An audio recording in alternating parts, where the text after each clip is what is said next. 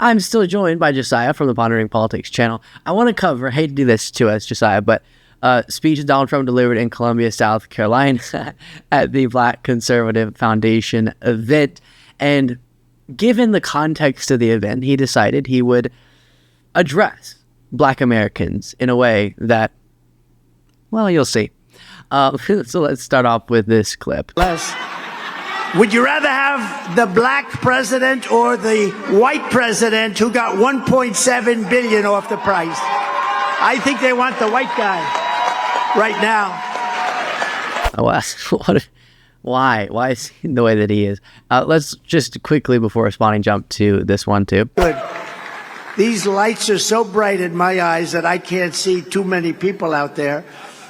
But I can only see the black ones. I can't see any white ones, you see? That's how far I've come. That's how far I've come. That's a long way, isn't it? These lights. We've come a long way together. Lynn Patton. Jessiah? No, I don't want to. No.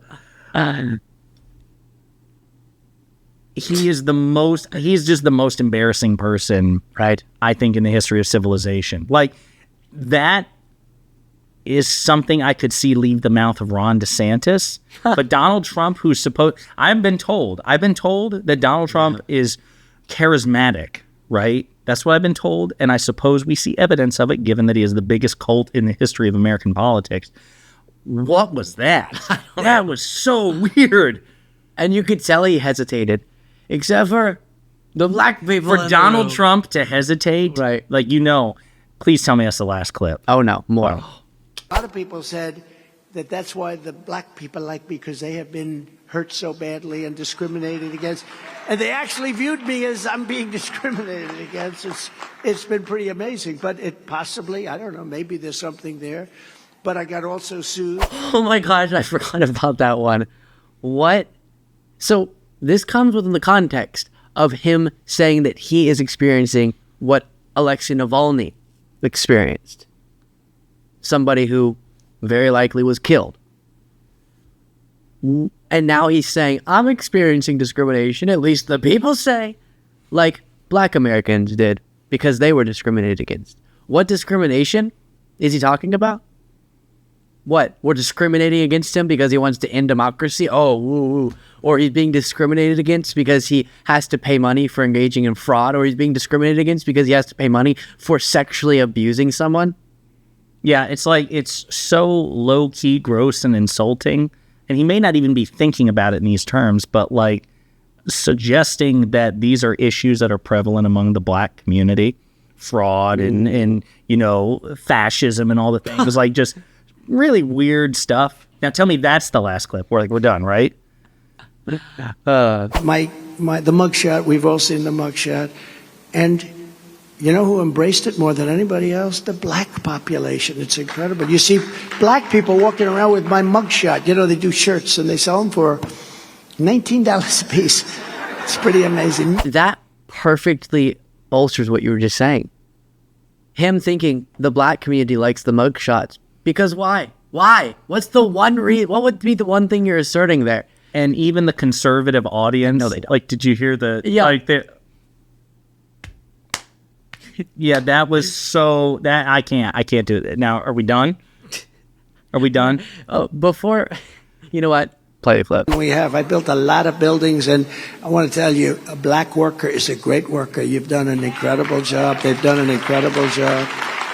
He really knows how to just inspire people. You have the great speakers of history, and right up there you have Donald Trump. Black workers, they were the best workers. It's so embarrassing. But I know a lot of black people. They worked for me.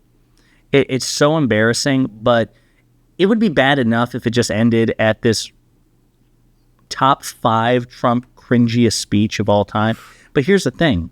He's actively, not just Trump, but also other Republican surrogates, like Senator Tim Scott, they're trying to make the case that Donald Trump was some sort of transformative president for the African American community. And I feel like we have to debunk or address some of the lies with respect to that. Let's do it. On top of that, who's the president who brought the most money in for historically black colleges and universities? Donald Trump. So Josiah, I know you have a fact check to get to. Before doing that, I just want you all to hold in your mind, okay? Just hold this in your mind.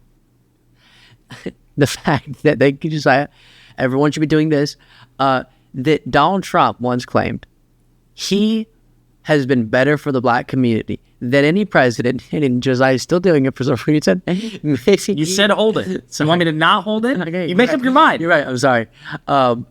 He said, now I'm getting discombobulated, better than any president for the black community. Maybe even, he worded it, than Abraham Lincoln. So just hold that. Now go. Yeah.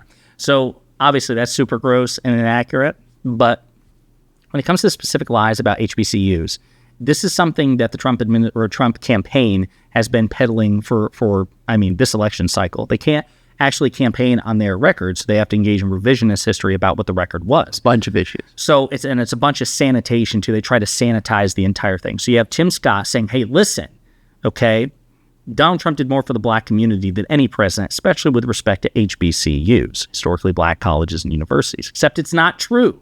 Okay, and I actually wrote about this on your website, as a matter of fact, lukebeasley.com/news. As a matter of fact, you should check that out. But in fact, President Biden, in his first major piece of legislation, the American Rescue Plan, which was a partisan vote, no Republican voted for this, none. It allocated $2.7 billion to HBCUs, dwarfing the figure that came out of the Trump administration, number one. So Biden has just objectively better in that respect, by far. Tim Scott is lying.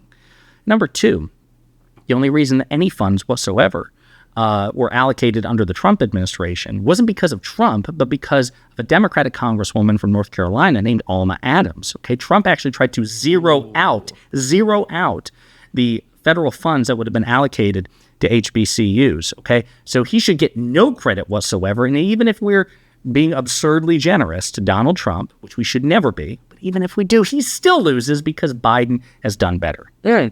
And on Biden, if you could pull up the statement that Biden, his campaign or someone in his campaign, I think, statement from Biden Harris 2024, Black Media Director Jasmine Harris. Let me just read some of this to you. The audacity of Donald Trump to speak to a room full of black voters during Black History Month as if he isn't the proud poster boy for modern racism. This is the same man who falsely accused the Central Park Five, questioned George Floyd's humanity, compared his own impeachment trial to being lynched, and ensured the unemployment gap for black workers spiked during his presidency. Donald Trump has been showing black Americans his true colors for years, an incompetent, anti-black tyrant who holds us to such low regard that he publicly dined, and this is somehow true, with white nationalists, as I almost knocked water off of the desk, who dined with white nationalist Fuentes a week after declaring his 2024 candidacy.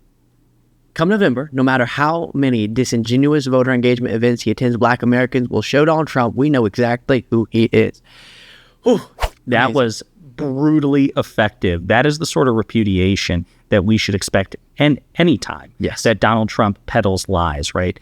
And the thing is, though, Tim Scott didn't just stop at the HBCUs. Okay, that's bad enough. But then, because you've covered this before on economic videos and so have I, he tries to appeal to the idea that Donald Trump had the lowest unemployment for African Americans in the United States. And yet he seems to have forgotten, I don't know, the past couple of years. Let's take a look. And Scott, thank you both for being with us. All right, we've spoken some on the show tonight about the black and Hispanic vote, which seems to be trending more toward the Republican Party, specifically because of the America First agenda of President Trump. And this new Siena College poll is showing that President Trump has 41% of the Latino vote, 26% of the African American vote. What is he doing, and what can he do more of to even expand? It looks like we got a different clip there. That was Laura Ingraham, but obviously Tim Scott's echoing that. And that is this talking point. I've run into it too in these conversations where people say, well, listen, I know Trump did a lot of things that were great, but the economy, unemployment was so low. It was pretty low. You're right. Now, you can talk about why. Seemed to be economic trends continuing after the Obama administration, but fair.